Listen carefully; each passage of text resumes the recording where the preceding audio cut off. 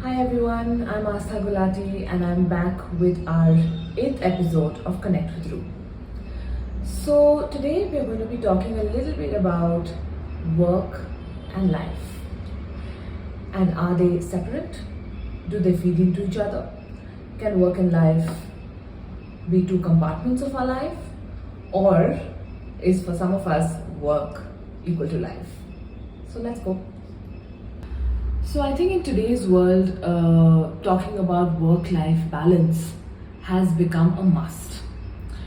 However, today I'm going to give you a slightly different take because I feel, and this is what my mentor also always used to tell, that the moment the word balance comes into play, don't you get this image of a person walking on a rope, trying to balance and not fall off on either side? Isn't that very dangerous? Isn't that giving us a feeling that, oh my god, we're always on the edge? And the quest to balance itself creates so much pressure. How can there be one equation for everyone when we are all made unique? Why are we striving for a certain kind of balance which has to or should be the norm? Wouldn't it be different for each one of us depending on what feeds us, depending on what inspires us, depending on what we enjoy, maybe even depending on how much rest our body needs, maybe depending on whether work is even equal to so much pressure for us or no? Because for some of us, work is also restful, work is also meditation. So why are we only looking at work-life balance? Today I would like to introduce two takes towards work. First, work-life integration. The first way to approach our living or our thriving is if we understand how work is feeding into the rest of the aspects of our life. It is because of work that maybe you earn a steady income. That steady income lets you maybe live your life the way you want to. You can travel, you can sign up for extracurricular activities. Sometimes it also helps you maybe have a relaxed conversation, go deep, go into spirituality, understand yourself better because your mind is at rest when it comes to, say, your finances, your security, your stability. Imagine if you didn't have that, wouldn't that become the first priority? Do you really think you could just be like, oh, okay, let me become a better person when tomorrow I don't know I'm gonna have my food or no? It's easiest to say that, but it's really difficult to do. So we cannot deny the fact that the work that we do feeds into our life. And when we understand how it's feeding into our life, that flow that it brings. So like even if you look at me, okay, I think a lot of you who know me, you always feel that, oh, I'm doing all the things I love, my work is my life because I love it. Well, to a great extent that's true and I'm not going to deny it. I am blessed like that.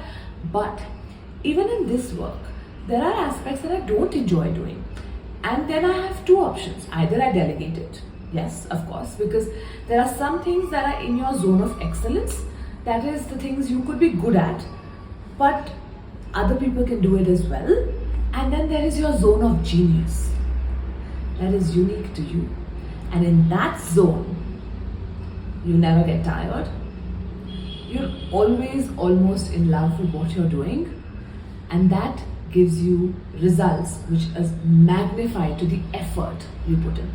I'm not saying you don't do things, of course you do it, but you do this much, it feels easy, it feels joyous, it feels effortless, and you get this much back. That is your zone of genius. Let's go back to the zone of excellence though. So even in my work, I always have certain things that I'm good at. For instance, I am good at managing things. I am good at multitasking. I can think of how to schedule things, how to sometimes even reach out to people. That's not my core competency, but I'm good at it. And sometimes I have to do it. Now, there are two ways I can crib about it. I can be like, oh no, I have to do this, da da da da, and the result is going to change, or I can take it in my stride and be like, okay, this needs a little bit of me as well. It may not be my favorite thing to do, but it's helping me spend time in what I love doing. And that is how one needs to understand the flow. And the second way to approach that is that you delegate. Whatever is in your zone of excellence and you feel that other people can do it as well, give them a chance. But be very careful of that perfectionist in us that often goes, "Tuk, tuk, tuk, tuk, tuk, tuk, I can do this better. Someone else can't do it as good as me, so then let me only do it." Well, then be okay with understanding this integrated flow that is happening between the two and do it. So you have two options: either you delegate or don't crib about it, because you know it's feeding into your zone of genius. It's feeding into the multiple things you can do. Only because you're doing this can you have the time, the mind space to carry on and do the rest of the things that you really, really love. So let's talk about that zone of excellence place a little longer. So you're good at it. Maybe you don't need it, you don't enjoy it so much, but you know it is letting you do other things in life, right? Now let's go back to our belief systems. When you've understood this concept, what will come in your way is this whole belief that we've grown up with. How can you enjoy work? Work is only for money. Work is so boring. My boss, I have to hate him or her, always. Yeah, there will never be harmony at work. Work is always difficult. Work environment is toxic. Now, if you carry these beliefs and you are spending definitely more than 8 hours a day, because I think all of us work more than 8 hours a day now, imagine for 8 hours in a day minimum, you are reinforcing this self-talk. Don't you think you will manifest such a work environment? Don't you think you will manifest bosses like this? Don't you think you will attract these situations again and again and again? How about switching gears and finally starting to say to yourself, but why? Work can be easy. I can have a harmonious work environment. My bosses can be understanding. That is a possibility. But if you keep holding a grudge towards your work, if you keep having a cribbing attitude towards your work and you enter it with that, you are going to magnify that zone of excellence, what you're good at doing also, will just drop down to zone of competence, that you're just about getting by. Your productivity gets hampered, your efficiency gets affected, the work that you could finish in 1 hour now takes you 3 hours, and the output is still not that great. Because this belief that work has to be da da da da da is always running at the back of your head. Once you've understood the flow of your work into your life, learn to be grateful for it. Maybe also look at the small wins that the work is giving you. Maybe a good word of appreciation that came your way today. Maybe there were 2 feedbacks to improve, but there was also one good thing that was said. Why are you only holding on to the negative? Why are you not looking at what went well? Because when you focus on that, as I've said in my previous episodes as well, that will magnify. And that flow, it's like, imagine like the pipe, the size of the pipe increases and the flow of your work into the other aspects of your life, the freedom to think of other things, the feeling that it's flowing, it's easy, it's effortless, that helps you finish work faster, finish it in more creative ways, and then go ahead and do things that you enjoy. Now, the other approach to work. You love what you do. Now, if that's the case, you are already working in your zone of genius. You're someone who's found that work that is unique to that special quality that you have. It could be anything, it doesn't have to be concrete. It can start with as simple as when I interact with people and when they get me or when they understand something new that I was trying to put across, that's my high. That's your zone of genius. If you can tap into that and find a work in that zone where you are doing that thing, the biggest problem with what happens with work is you start off your work with your zone of genius, and as you say maybe get promoted or get into higher ranks, you lose touch with what actually used to drive you in the beginning. You do less and less of that, and you get more and more into, obviously like the boss related things or the higher level related things. But even then, it is important that you continue being in touch with that zone of genius. It is important that you feed your zone of genius one way or the other. And if it can happen through your work, that's the best, because you do spend 8 hours, you spend at least 1/3 of your day in that zone. Imagine feeding that. You are not going to ever find that it is long hours. You have to crib. You don't feel sapped. The energy just stays. You're able to get up the next day. And these are the fortunate ones who discover, and that's how your work almost becomes a part of your life. And yes, a lot of people will say that's unhealthy, but again, if it is something that is in your zone of genius, it's not, because it's not taking away from you, it's only giving you more and more. And surprisingly, these are the people who are also able to expand that zone of genius into the rest of their lives, and then they're able to do something with it. They come up with creative small things that they can do with it, motivate other people, they inspire other people to do the same. And that is when work is no longer work.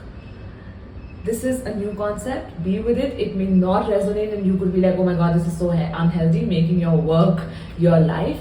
But that's what I'm saying, that you don't look at it as work. It is something that's feeding you. It's something that's helping you grow, helping you evolve, helping you become a better person, and inspiring those around you to do the same. That's the second approach. You can completely discard it if the first one is the one that makes more sense. Okay. Now let's talk about a few cognitive tips also that you can do on a day-to-day basis for you to find work-life integration. One, and most important, at least get to a space where you are neutral about your work. All these beliefs that you carry about work, I was just discussing it with a friend, and it's almost uncool to like your boss or to have a good work environment or to enjoy what you do or to not have a problem with your work environment, right? It's almost like a fad to crib. If you don't crib, then you can't be in the inner circle, and a lot of us do that. Think about it. Sometimes you're like, oh, I will come across as so uncool or such like a preacher if I say that I like my work, I like my boss. And so you will manifest situations so that you can be cool and you can be in the inner circle and belong with your colleagues. So anyway, going back to point one, get neutral to your work environment.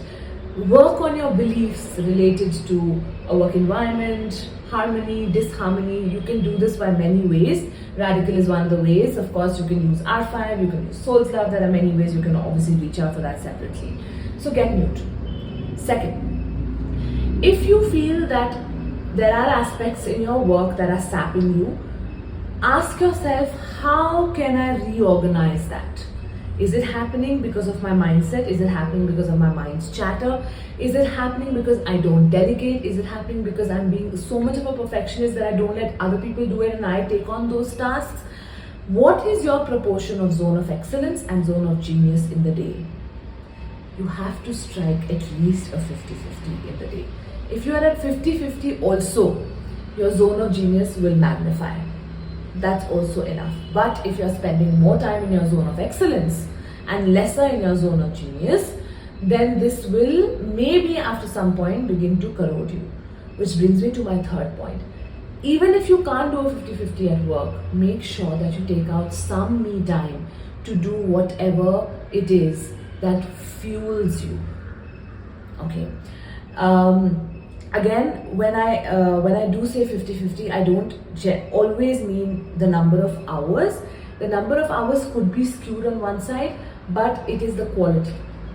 The quality of the time that you are spending doing your zone of genius or being the genius in you is going to make all the difference.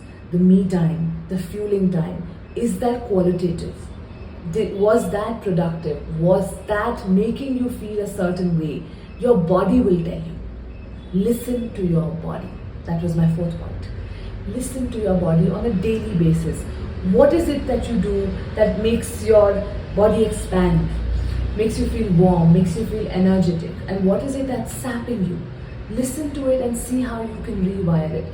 Every day in the morning, spend some time with your body and honor it and ask, what do you need today? What can I do today so that you and I are having a good time?